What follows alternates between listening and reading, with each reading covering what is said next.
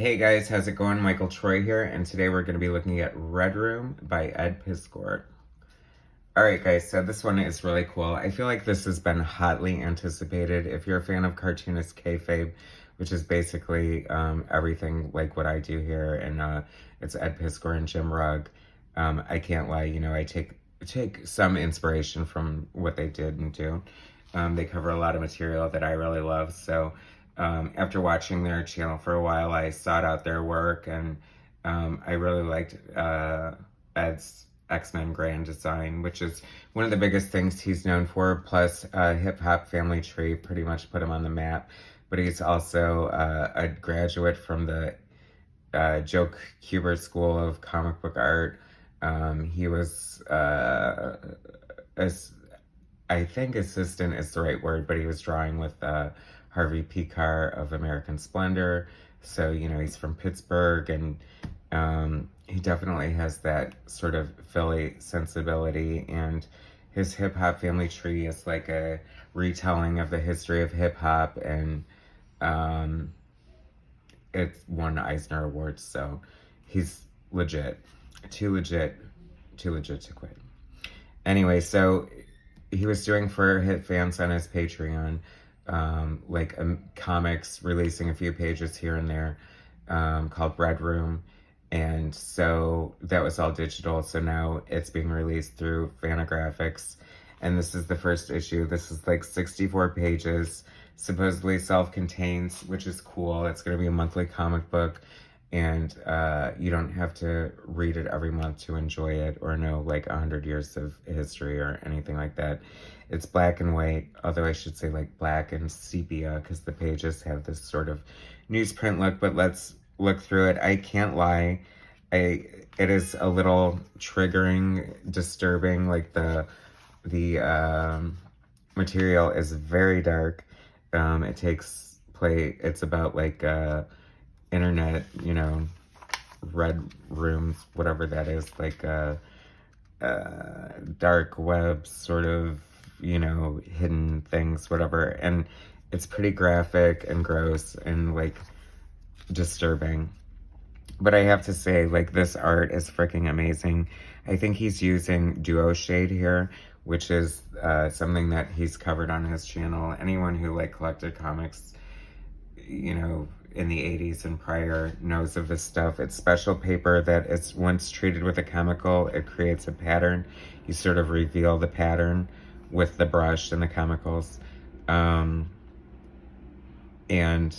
like if you go one way, it creates one pattern, and if you go the other way, it creates another one. So you can get varying degrees of light and dark.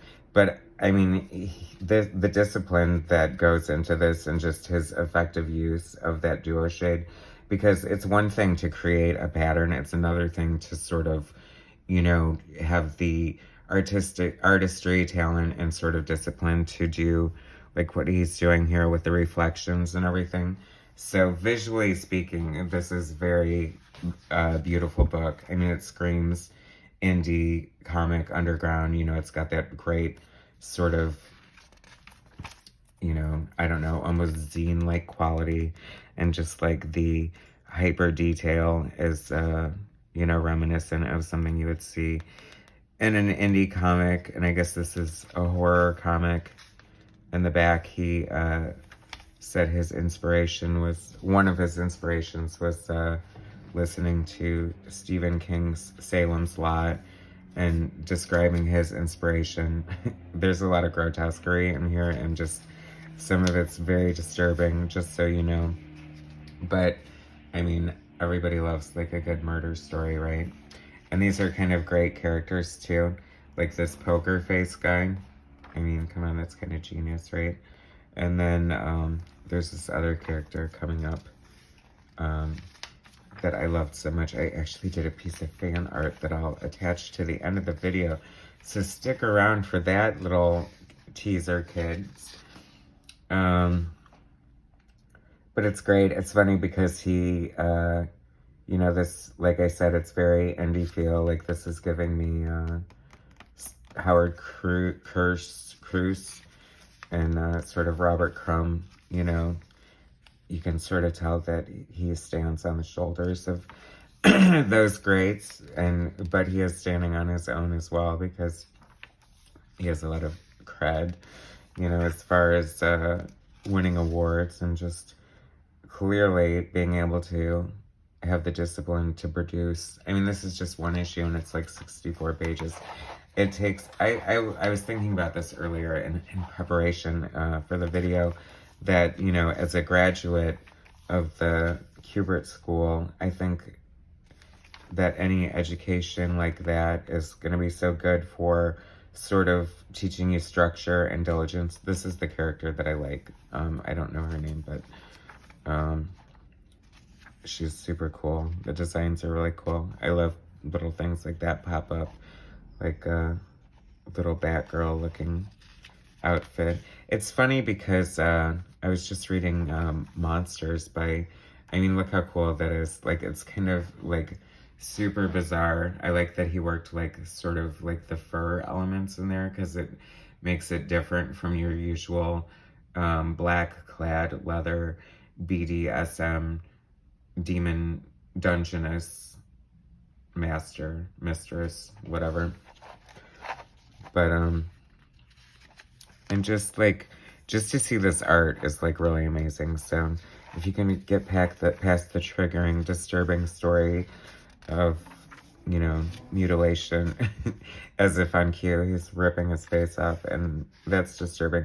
But hell, I mean, the Joker even ripped off his face not too long ago and wore that. So I guess, you know, maybe that's one thing Silence of the Lambs did. It normalized wearing human flesh as clothing and accessories. And you know, you can just tell that Ed is like a real master of his craft, and you can tell that he spends a lot of time at the drawing table just perfecting this. I mean, this perspective is cool. This is a great shot here. Very cool. I highly recommend this. This is like 64 pages for like $6.99. Now, I have to say, and feel free to leave in the comments, the only disappointment I had is I thought this was going to be available in a treasury size edition, because he's kind of all about the treasury size editions. Like, that's how I have X-Men Grand Design. And it's so much better, so worth it, because I think they might have did a limited run on the treasury, or maybe they're waiting till the trade comes out, because I would totally buy it as a trade treasury.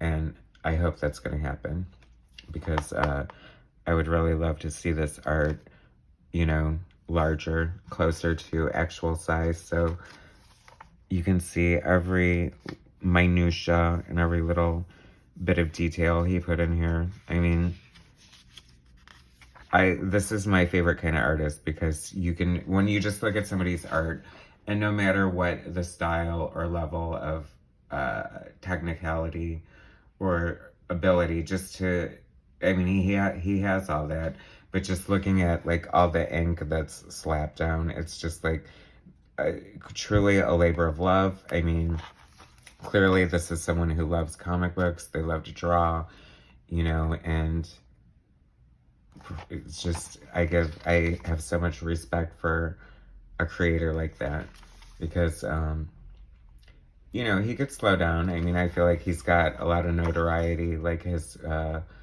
YouTube channel, Cartoonist Kayfabe, is super popular, and I feel like he could probably just do that and make less comic books, but he's constantly like inking and like working on new comic books and just really getting in there and putting it together and out for you. So if you guys haven't heard of it, and you like an interesting sort of modern horror story, that's what I was going to say about the Stephen King real quick, is that he said that good horror stories resonate, like, as far as current like trends and crime or whatever's scary at the time, whether it be the satanic panic of the 70s or something like that. So that's why he wanted to work in the dark web and make it sort of rooted in today's sort of sensibility. And I have to say, home run. Get ready for your next Eisner, because this is really good. I highly recommend it. Thanks so much for watching. Please subscribe to my channel, hit like, share my content, and I'll bring you some more later. All right, thanks, guys.